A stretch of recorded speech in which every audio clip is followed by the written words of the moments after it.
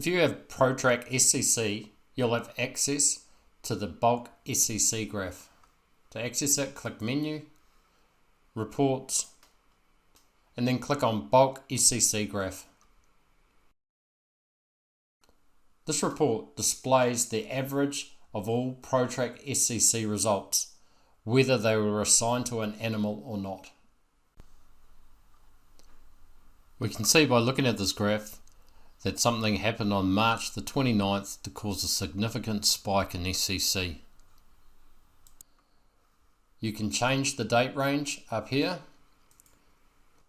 to any of these presets or choose a custom range.